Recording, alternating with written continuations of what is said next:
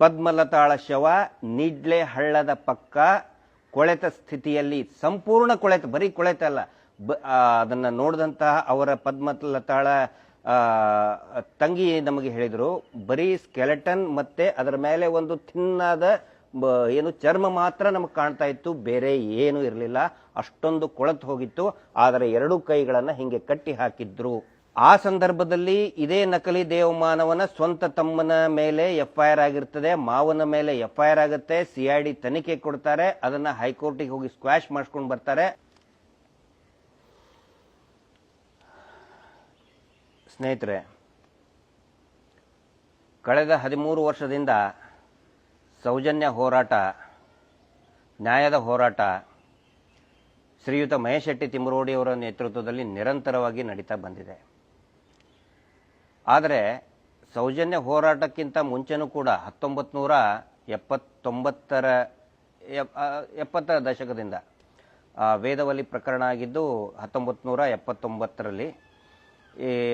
ಆ ಪ್ರಕರಣ ಆದ ನಂತರ ಅನೇಕ ಹೋರಾಟಗಳು, ಅಂದರೆ ದಕ್ಷಿಣ ಕನ್ನಡ ಜಿಲ್ಲೆ ಕರಾವಳಿಯಲ್ಲಿ ಹೋರಾಟಗಳು ಭುಗಿಲೆದ್ದು, ಅಲ್ಲಿಂದ ಇಲ್ಲಿವರೆಗೆ ನಾವು 1979 ಸ್ಟಾರ್ಟಿಂಗ್ ಪಾಯಿಂಟ್ ಅಂತ ತಗೊಂಡ್ರೆ, ಅಂದರೆ ಅದಕ್ಕಿಂತ ಮುಂಚೆನೂ ಕೂಡ ಅಸಮಾಧಾನ, ಇವರು ಮಾಡ್ತಾರೆ ಅಂತ ಶೋಷಣೆ ಅಲ್ಲಲ್ಲಿ ಕೇಳಿ ಬರ್ತಾ ಇತ್ತು. ಆದರೆ ಒಂದು ಪ್ರತಿಭಟನೆ ಮಾಡುವಂಥ ಧೈರ್ಯ ಜನರಲ್ಲಿ ಇದ್ದಿರಲಿಲ್ಲ. ಆದರೆ ವೇದವಲ್ಲಿ ಪ್ರಕರಣ ಇದರ ವಿರುದ್ಧ ಒಂದು ಪ್ರತಿಭಟನೆಯ ಸ್ವರೂಪ ಕಾಣ್ಕೊಳ್ತು. ಅಲ್ಲಿಂದ ಇಲ್ಲಿಯವರೆಗೆ ಈ ಶವ ಹೊರ ತೆಗೆಯುವಂತಹ ಈ ಏನು ಹೋರಾಟ ನಡೀತಿದೆ, ಸಾಮಾಜಿಕ ಜಾಲತಾಣದಲ್ಲಿ ಬೇರೆ ಬೇರೆ ಆಯಾಮಗಳಲ್ಲಿ ಹೋರಾಟ ಧ್ವನಿ ಕೇಳಿ ಬರ್ತಾ ಇದೆ. ಇಲ್ಲಿವರೆಗೆ ಯಾವ ರೀತಿ ಸಾಗಿ ಬಂದಿದೆ ಅನ್ನೋದನ್ನ ಒಂದು ಬಹಳ ಚಿಕ್ಕದಾಗಿ ನಾನು ಬ್ರೀಫ್ ಮಾಡ್ತೇನೆ. ಇಷ್ಟು ದೊಡ್ಡ ಹೋರಾಟ, ಇಷ್ಟು ದೊಡ್ಡ ಲಾಂಗ್ ಪಯಣ, ಜರ್ನಿ ಇರುವಂತಹ ಹೋರಾಟವನ್ನು 10-15 ನಿಮಿಷದಲ್ಲಿ ಹೇಳೋದು ಬಹಳ ಕಷ್ಟ ಆಗುತ್ತೆ. ಬಟ್ ಸಾಧ್ಯ ಆದಷ್ಟು ಕಾಂಪ್ಯಾಕ್ಟ್ ಮಾಡಿ ನಾನು ಹೇಳ್ತಾ ಇದ್ದೀನಿ. ವೇದವಲ್ಲಿ ಪ್ರಕರಣ ಆದ ತಕ್ಷಣನೇ ಹೋರಾಟ ಏನು ಭುಗಿಲೇಳ್ತು, ಆವಾಗ ಇವರು ಏನು ಮಾಡ್ತಾರೆ, ಈ ನಕಲಿ ದೇವಮಾನವನ ಕುಟುಂಬದವರು ಆ ವೇದವಲ್ಲಿಯ ಗಂಡ ಡಾಕ್ಟರ್ ಹರಳೆ ಅವರನ್ನೇ ಬಲಿಪಶು ಮಾಡಕ್ ನೋಡ್ತಾರೆ. ಅವರೇ ಮಾಡಿದ್ದು ಅಂತ ಸುಮ್ಮನೆ ಏನೇನೋ ಅವ್ರಿಗೆ ಬೇಕಾದಂಥ ಒಂದೆರಡು ಪತ್ರಿಕೆಗಳಲ್ಲಿ ಅದನ್ನು ಹಾಕಿಸಿ ಮಾಡುವಂಥ ಹರಳೆ. ಆದರೆ ಹರಳೆ ಅವರು ಒಂದು ವಿಷಯವನ್ನ ನಿಮ್ಮ ಗಮನಕ್ಕೆ ತರ್ತಾ ಇದ್ದೀನಿ ನೋಡಿ. ವೇದವಲ್ಲಿ ರೇಪ್ ಅಂಡ್ ಮರ್ಡರ್ ಅಂತ ಹೇಳಿದ್ರೆ ಸುಟ್ಟು ಹಾಕಿದ್ರು. ಅದಕ್ಕಿಂತ ಬಿಫೋರ್ ಏನು ಮಾಡಿರ್ತಾರೆ, ಯಾವಾಗ ವೇದವಲ್ಲಿಯವರು ಹಿಂದೂ ಸಮಾಜದ ಲಿಂಗಾಯತ ಸಮುದಾಯದ ಮಹಿಳೆ, ಇಲ್ಲಿ ನಾನು ಧರ್ಮ ಮತ್ತು ಜಾತಿ ಕೆಲವೊಂದು ಅನಿವಾರ್ಯತೆಗಳಿಂದ ಹೇಳಬೇಕಾಗಿ ಬರ್ತದೆ. ಯಾಕಂತ ಹೇಳಿದ್ರೆ ಟೀಚರ್ ವೇದವಲ್ಲಿಯವರು ಅದೇ STM ಕಾಲೇಜಿನ ಶಿಕ್ಷಕಿಯಾಗಿರ್ತಾರೆ ಮತ್ತು ವೆರಿ ಪಾಪ್ಯುಲರ್ ಶಿಕ್ಷಕಿಯಾಗಿರ್ತಾರೆ. ವಿದ್ಯಾರ್ಥಿಗಳಿಗೆ ಅವ್ರನ್ನ ಕಂಡ್ರೆ ಬಹಳ ಅಚ್ಚುಮೆಚ್ಚು. ಇವತ್ತಿಗೂ ಕೂಡ ಅವರ ಕೈಯಲ್ಲಿ ಕಲ್ತಂತಹ ವಿದ್ಯಾರ್ಥಿಗಳು ನಮಗೆ ಮಾತಾಡಿದ್ದಾರೆ. ಮಹೇಶ್ ಶೆಟ್ಟಿ ತಿಮ್ಮರೋಡಿ ಅವ್ರಿಗೂ ಕೂಡ ಮಾತಾಡಿದ್ದಾರೆ, ವೇದವಲ್ಲಿ ಟೀಚರ್ ನಮಗೆ ತುಂಬಾ ಇಷ್ಟ ಆಗ್ತಾ ಇದ್ರು ಅಂತ ಹೇಳಿ. ಈಗ ಅವರು ಆಲ್ಮೋಸ್ಟ್ ಸೀನಿಯರ್ ಸಿಟಿಸನ್ ಆಗಿದ್ದಾರೆ ಅವರ ವಿದ್ಯಾರ್ಥಿಗಳು. ಅಂದ್ರೆ ಅಷ್ಟೊಂದು ಮೆಚ್ಚುಗೆಯನ್ನ ವ್ಯಕ್ತಪಡಿಸ್ತಾ ಇದ್ರು ವೇದವಲ್ಲಿ ಟೀಚರ್ಗೆ.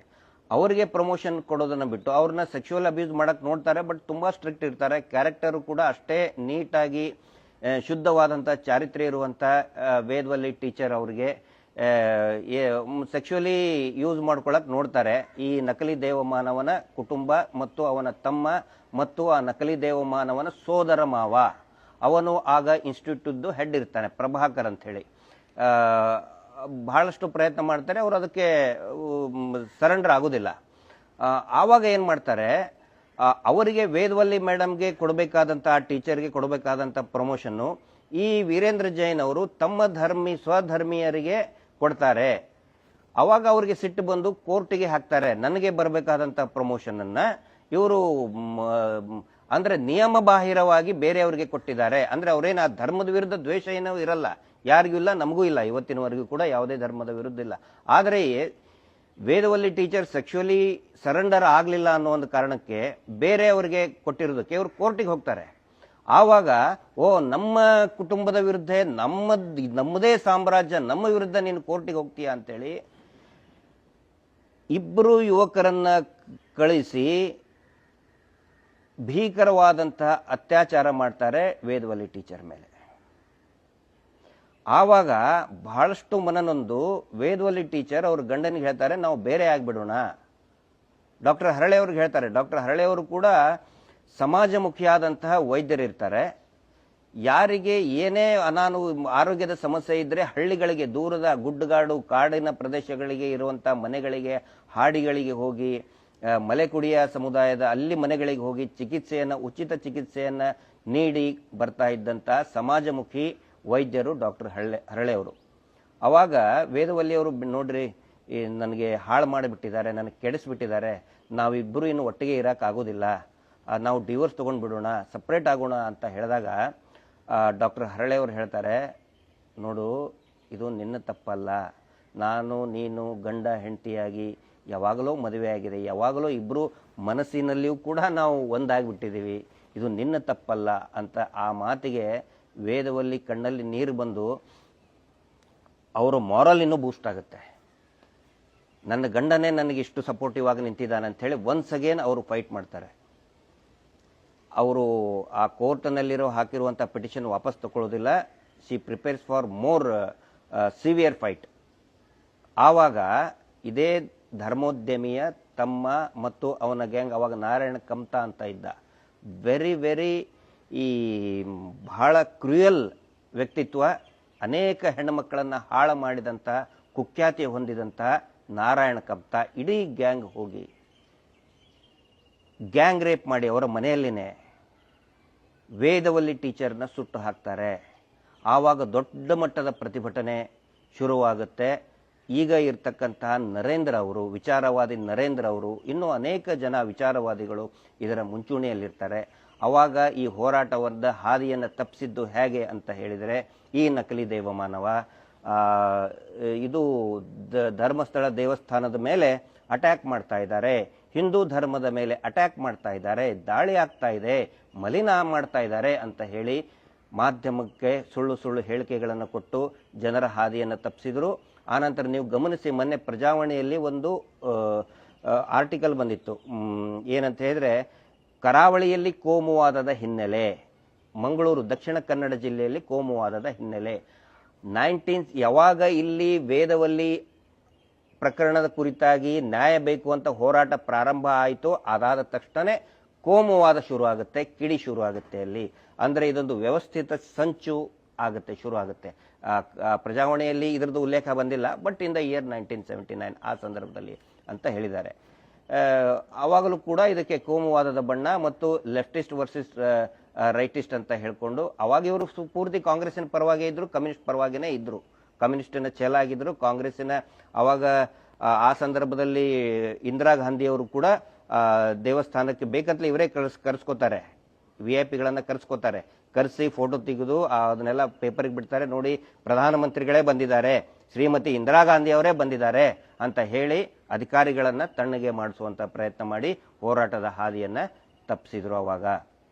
ಅದಾದ ನಂತರ ಪದ್ಮಲತಾ ಪ್ರಕರಣ ಇನ್ ದ ಇಯರ್ 1986 ಡಿಸೆಂಬರ್ 21ಕ್ಕೆ ಆ ಹೆಣ್ಮಗಳು ಅಂದರೆ ಆ ಮಗು 17 ವರ್ಷದ STM ಕಾಲೇಜಿನ ಆ ವಿದ್ಯಾರ್ಥಿನಿಯನ್ನ ಸ್ವತಃ ಪ್ರಭಾಕರ್, ಆ ಕಾಲೇಜಿನ ಪ್ರಾಂಶುಪಾಲ ವೀರೇಂದ್ರ ಹೆಗ್ಗಡೆಯ ಸೋದರ ಮಾವ, ನಕಲಿ ದೇವಮಾನವ ಅವನ ಸೋದರ ಮಾವ, ತಾಯಿಯ ಸ್ವಂತ ತಮ್ಮ ಪ್ರಭಾಕರ್ ಅನ್ನೋರು ಆ ಇನ್ಸ್ಟಿಟ್ಯೂಟ್ನ ಹೆಡ್ ಇರ್ತಾರೆ, ಪ್ರಿನ್ಸಿಪಲ್ ಆಗಿರ್ತಾರೆ. ಅವರದೇ ಕಾರಿನಲ್ಲಿ ಪದ್ಮಲತಾಳನ್ನ ಸಾಯಂಕಾಲ ಮನೆಗೆ ಹೋಗಬೇಕಾದ್ರೆ ಕೂರಿಸಿಕೊಂಡು ಹೋಗ್ತಾರೆ. ಅದಾಗಿ 53 ದಿನಗಳ ನಂತರ ಪದ್ಮಲತಾಳ ಶವ ನಿಡ್ಲೆ ಹಳ್ಳದ ಪಕ್ಕ ಕೊಳೆತ ಸ್ಥಿತಿಯಲ್ಲಿ, ಸಂಪೂರ್ಣ ಕೊಳೆತ, ಬರೀ ಕೊಳೆತ ಅಲ್ಲ, ಅದನ್ನು ನೋಡಿದಂತಹ ಅವರ ಪದ್ಮಲತಾಳ ತಂಗಿ ನಮಗೆ ಹೇಳಿದರು, ಬರೀ ಸ್ಕೆಲೆಟನ್ ಮತ್ತೆ ಅದರ ಮೇಲೆ ಒಂದು ತಿನ್ನಾದ ಚರ್ಮ ಮಾತ್ರ ನಮಗೆ ಕಾಣ್ತಾ ಇತ್ತು, ಬೇರೆ ಏನೂ ಇರಲಿಲ್ಲ, ಅಷ್ಟೊಂದು ಕೊಳೆತು ಹೋಗಿತ್ತು. ಆದರೆ 2 ಕೈಗಳನ್ನು ಹಿಂಗೆ ಕಟ್ಟಿ ಹಾಕಿದ್ರು. ಆ ಸಂದರ್ಭದಲ್ಲಿ ಇದೇ ನಕಲಿ ದೇವಮಾನವನ ಸ್ವಂತ ತಮ್ಮನ ಮೇಲೆ FIR ಆಗಿರ್ತದೆ, ಮಾವನ ಮೇಲೆ FIR ಆಗುತ್ತೆ, CID ತನಿಖೆ ಕೊಡ್ತಾರೆ, ಅದನ್ನು ಹೈಕೋರ್ಟಿಗೆ ಹೋಗಿ ಸ್ಕ್ವಾಶ್ ಮಾಡಿಸ್ಕೊಂಡು ಬರ್ತಾರೆ. ಆದರೆ ಆ ನಡುವೆ ಒಂದು ಸಂದರ್ಭ ಬರ್ತದೆ, ಸ್ಟೂಡೆಂಟ್ಸ್ಗಳು ಭುಗಿಲೇಳ್ತಾರೆ. ಪದ್ಮಲತಾ ಪ್ರಕರಣದ ಒಂದು ವಿಶೇಷತೆ ಅಂತ ಹೇಳಿದರೆ, ವೇದವಲ್ಲಿ ಪ್ರಕರಣದಲ್ಲಿ ವಿಚಾರವಾದಿಗಳು ಎದ್ದು ನಿಂತ್ಕೊಳ್ತಾರೆ. ಪದ್ಮಲತಾ ಪ್ರಕರಣದಲ್ಲಿ because she was a student, ಹಿಂಗಾಗಿ ಕರಾವಳಿಯಲ್ಲಿರುವ ಅನೇಕ ವಿದ್ಯಾರ್ಥಿ ಸಂಘಟನೆಗಳು ಹೋರಾಟವನ್ನು ಪ್ರಾರಂಭ ಮಾಡ್ತಾರೆ. ಹೋರಾಟ ಭುಗಿಲೇಳ್ತದೆ. ಆವಾಗ ಇದೇ ದೊಡ್ಡ ದಣಿ ಅಂತ ಈಗೇನು ಕರೆಸ್ಕೋತಾ ಇದ್ದಾರೆ ನಕಲಿ ದೇವಮಾನವನ ತಮ್ಮ ಏನ್ ಮಾಡ್ತಾನೆ, ಅವರದೇ ಕಾಲೇಜಿನ ಎಲ್ಲಾ ಪೇರೆಂಟ್ಸ್ಗೂ ಕರಿತಾನೆ. ಒಂದಿನ ಕರೆದು ಇದೇ ಏನ್ ಮಾತು ಹೇಳ್ತಾನಂದ್ರೆ, ಇದನ್ನು ನಾನು ಹೇಳ್ತಾ ಇರೋದಲ್ಲ, ನಾನು ಅವಾಚ್ಯ ಶಬ್ದಗಳನ್ನ ಉಪಯೋಗಿಸೋದಿಲ್ಲ, ಆದರೆ ಆ ಚಿಕ್ಕದಣಿ ಅಂತ ಕರೆಸ್ಕೊಳ್ಳೋವನು ಏನ್ ಹೇಳ್ತಾನೆ, ಲೇ ಬ್ಯಾವರ್ಸಿಗಳ, ನಿಮ್ಮ ಮಕ್ಕಳಿಗೆ ಹೇಳಿ ಕಲಿಯೋದಿದ್ರೆ ಸರಿಯಾಗಿ ಕಲೀಲಿ, ಹೋರಾಟ ಅದು ಇದು ಅಂತ ಬಂದ್ಬಿಟ್ರೆ ಕಾಲೇಜಿಂದ ಒದ್ದು ಹೊರಗಡೆ ಹಾಕ್ತೀನಿ, ಮುಚ್ಕೊಂಡು ಕಾಲೇಜ್ನಲ್ಲಿ ಸ್ಕೂಲಲ್ಲಿ ಓದಬೇಕು, ಬ್ಯಾವರ್ಸಿಗಳ ಹೋರಾಟ ಅಂತ ಹೇಳಿದ್ರೆ ಹೆಸರು ಕಿತ್ಕೊಂಡು ಹೋಗ್ಬಿಡಿ ಅಂತ ಪ್ಯಾರೆಂಟ್ಸ್ಗಳಿಗೆ, ಪಾಲಕರಿಗೆ ಹೆದರ್ಸ್ತಾನೆ ಇದೇ ನಕಲಿ ದೇವಮಾನವನ ತಮ್ಮ. ಅವಾಗ ಏನ್ ಮಾಡ್ಬೇಕು ಪೇರೆಂಟ್ಸು? ಪಾಪ ಹೆದರ್ಕೊಂಡು ಸುಮ್ಮನೆ ಆಗ್ಬಿಡ್ತಾರೆ. ಅವಾಗಲೂ ಕೂಡ ಇದು ದೇವಸ್ಥಾನಕ್ಕೆ ಮಲಿನ ಮಾಡ್ತಾ ಇದ್ದಾರೆ ಅಂತ ಪೇಪರ್ ಸ್ಟೇಟ್ಮೆಂಟ್ಗಳನ್ನು ಕೊಟ್ಟು ಹಿಂದೂ ದೇವಸ್ಥಾನದ ಮೇಲೆ ಎಡಪಂಥೀಯರು ದಾಳಿ ಮಾಡ್ತಾ ಇದ್ದಾರೆ. ಯಾಕಂತ ಹೇಳಿದ್ರೆ ಪದ್ಮಲತಾಳ ತಂದೆ ಕಾಮ್ರೇಡ್ ದೇವಾನಂದ್ ಅವರು ಇವರ ಒಂದು ಅನ್ಯಾಯದ ವಿರುದ್ಧ ಮತ್ತು ಈ ಮಲೆಕುಡಿಯ ಸಮುದಾಯವನ್ನ ಏನಂತ ಹೇಳಿದ್ರೆ ಕಾನೂನು ಬಾಹಿರವಾಗಿ ಅವರ ಕಾಡಿನ ಮಕ್ಕಳು, ಮಲೆಕುಡಿಯ ಸಮುದಾಯ ಅಂತ ಹೇಳಿದ್ರೆ ಕಾಡಿನ ಮಕ್ಕಳು, ಕಾಡಿನ ರಕ್ಷಣೆ ಮಾಡಿ ವನ್ಯಜೀವಿಗಳನ್ನ ಪೂಜೆ ಮಾಡಿ ಕಾಡನ್ನ ಉಳಿಸ್ತಕ್ಕಂತಹ ಮಕ್ಕಳು ಮಲೆಕುಡಿಯ ಸಮಾಜದವರು. ಅವರನ್ನ ಬಲವಂತವಾಗಿ ಎತ್ತಂಗಡಿ ಮಾಡ್ತಾನೆ ಇದೇ ನಕಲಿ ದೇವಮಾನವ. ಅದರ ವಿರುದ್ಧ ದೇವಾನಂದ್ ಅವರು ಸ್ಟ್ರೈಕ್ ಮಾಡ್ತಾರೆ, ಚಳವಳಿಗೆ ಮಾಡ್ತಾರೆ. ಇಲೆಕ್ಷನ್ಗೆ, ಗ್ರಾಮ ಪಂಚಾಯತಿ ಇಲೆಕ್ಷನ್ಗೆ ನಿಲ್ತೇನೆ ಇವ್ರ ವಿರುದ್ಧ ಅಂತ ಹೇಳ್ತಾರೆ. ಹಿಂಗಾಗಿ ಆನಂತರ ಅವರ ಜಮೀನ ಇರ್ತದಲ್ಲಿ ಜಮೀನನ್ನ ಈ ನಕಲಿ ದೇವಮಾನವನ್ನ ಕೇಳಿದ್ರು ಕೂಡ ಅವ್ರು ಕೊಡೋದಿಲ್ಲ. ಹಿಂಗಾಗಿ ಅವರ ಮಗಳನ್ನ ಅಪಹರಿಸಿ ನಿರಂತರ ಅತ್ಯಾಚಾರ ಮಾಡಿ ಕೊಲೆ ಮಾಡ್ತಾರೆ. ಅವಾಗಲೂ ಕೂಡ ಕಮ್ಯುನಿಸ್ಟರು, ಎಡಪಂಥೀಯರು ದಾಳಿ ಮಾಡ್ತಾ ಇದ್ದಾರೆ. ಇದೇ ಪ್ರೊಪಗಂಡ ಮಾಡಿ ಹೋರಾಟವನ್ನ ತಣ್ಣಗೆ ಮಾಡ್ತಾರೆ, ದಾರಿ ತಪ್ಪಿಸ್ತಾರೆ. ನಂತರ ಆನೆ ಮಾವುತ ಪ್ರಕರಣದಲ್ಲಿ ಕೂಡ ಇದೇ ಸ್ಟೇಟ್ಮೆಂಟ್ ಅನ್ನ ಕೊಡ್ತಾರೆ. ಡಬಲ್ ಮರ್ಡರ್ ಆಗುತ್ತೆ. ಅವಾಗಲೂ ಕೂಡ ಕೆಲವೊಂದಿಷ್ಟು ಜನ ಎದ್ದೇಳ್ತಾರೆ. ಅವಾಗ ಇದು ದೇವಸ್ಥಾನವನ್ನ ಮಲಿನ ಮಾಡ್ತಾ ಇದ್ದಾರೆ. ದೇವಸ್ಥಾನದ ಅಂಗಳದಲ್ಲಿನೇ 2 ಹೆಣ ಬಿದ್ದಿರ್ತದೆ, ನಾರಾಯಣ ಮತ್ತು ಯಮುನಾ. ಆ ಪ್ರಕರಣದಲ್ಲಿ ದೂರು ಕೊಡಬೇಕಾದಂತಹ ನಾರಾಯಣನ ಹೆಂಡತಿಯಿಂದ ದೂರು ಪಡೆಯೋದಿಲ್ಲ. ಆಗಿರುವಂತಹ PSI ಬಹಳಷ್ಟು ಇದೆ, ನಾವೆಲ್ಲ ಮಾತಾಡಿದೀವಿ ಬೇರೆ ಬೇರೆ ವೇದಿಕೆಗಳಲ್ಲಿ, ಸೆಮಿನಾರ್ಗಳ ಬಗ್ಗೆ. ಅಲ್ಲಿ ಈ ಆನೆ ಮಾವುತನ ಕೇಸ್ ಬಗ್ಗೆ ಅನೇಕ ಲೂಪೋಲ್ಸ್ಗಳು ಹೆಂಗೆ ದಾರಿ ತಪ್ಪಿಸ್ತಿದ್ರು ಅದನ್ನು ಹೇಳಿದೀವಿ.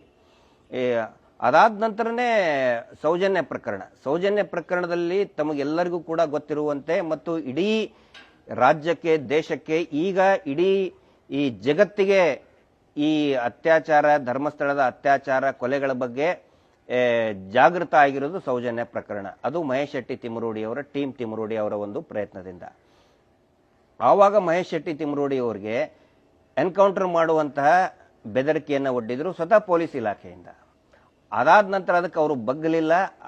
ಅನೇಕ ಆಫರ್ಗಳು ಬಂದು, ದೊಡ್ಡ ಸಣ್ಣ ಪುಟ್ಟ ಆಫರ್ಗಳಲ್ಲ, ದೊಡ್ಡ ಆಫರ್ಗಳು ಬಂದು ಮಹೇಶ್ ಶೆಟ್ಟಿ ತಿಮರೋಡಿ ಅವರಿಗೆ. ಅವರು ಅದಕ್ಕೆ ಒಪ್ಪಲಿಲ್ಲ. ಮಹೇಶ್ ಶೆಟ್ಟಿ ತಿಮರೋಡಿ ಅವರ ಒಂದು ವಿಶೇಷತೆ ಅಂತ ಹೇಳಿದ್ರೆ, ಸೌಜನ್ಯ ಹೋರಾಟದ ಒಂದು ವಿಶೇಷತೆ ಅಂದ್ರೆ, ಅದಕ್ಕಿಂತ ಮುಂಚೆ ಏನು ಎಡಪಂಥೀಯರು ಮುನ್ನೆಲೆಯನ್ನ ಕಾಯ್ದುಕೊಳ್ತಾ ಇದ್ರು, ಈಗ ಸ್ವತಃ ಹಿಂದೂ ಸಂಘಟನೆಯ ಅತ್ಯಂತ ಪ್ರಖರವಾದಂತಹ ಸಂಘಟನೆಕಾರ, ಬರೀ ಭಾಷಣಕಾರಲ್ಲ ಮಹೇಶ್ ಶೆಟ್ಟಿ ತಿಮರೋಡಿ ಅವರು. ಬರೀ ಭಾಷಣಕಾರರಲ್ಲ, ಅವರು ಸಂಘಟನೆಕಾರರು. ಅತ್ಯಂತ ಬಲಿಷ್ಠವಾದಂತಹ ವ್ಯಕ್ತಿತ್ವ ಇದ್ದಿದ್ದು ಮಹೇಶ್ ಶೆಟ್ಟಿ ತಿಮರೋಡಿ ಅವರದು. ಯಾಕೆನ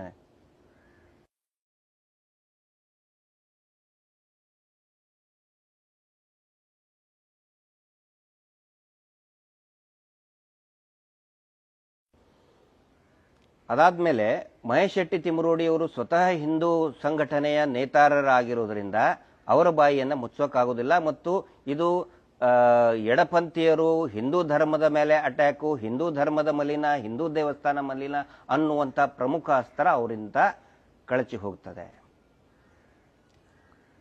ಯಾವಾಗ ಹೋರಾಟ ತೀವ್ರ ಆದಾಗಲೂ ಕೂಡ ಬಹಳಷ್ಟು ಪ್ರಯತ್ನ ಮಾಡಿದರು. ಇದು ಕಳೆದ 2 ವರ್ಷದಿಂದ ನಾನೇ ಸ್ವತಃ ಸಾಕ್ಷಿಯಾಗಿದ್ದೇನೆ.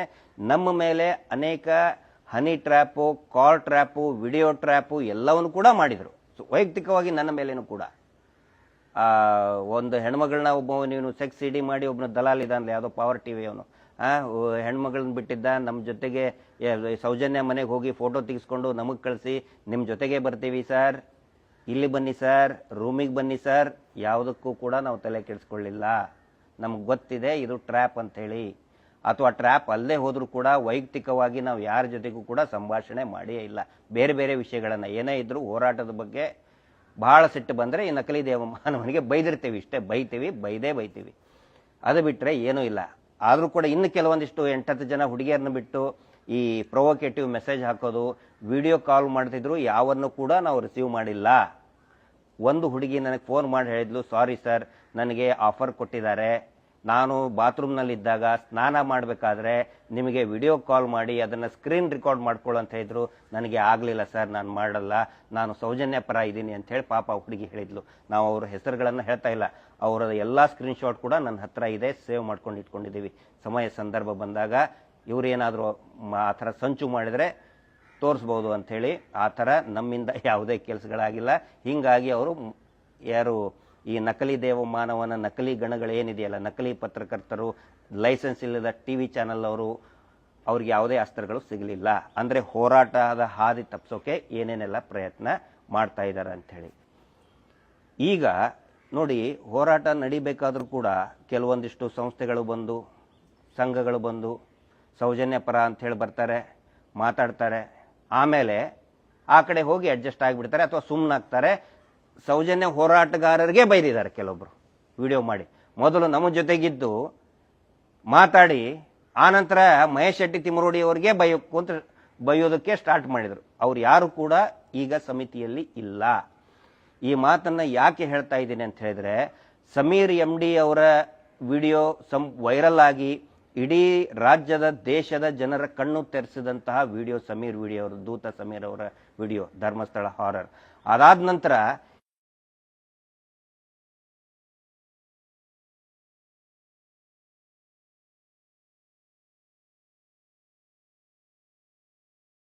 ಹೆಚ್ಚಿನ ವಿಡಿಯೋಗಳಿಗೆ ಪ್ರತಿಧ್ವನಿ ಯೂಟ್ಯೂಬ್ ಚಾನೆಲ್ ಸಬ್ಸ್ಕ್ರೈಬ್ ಮಾಡಿ, ಬೆಲ್ ಐಕಾನ್ ಕ್ಲಿಕ್ ಮಾಡಿ.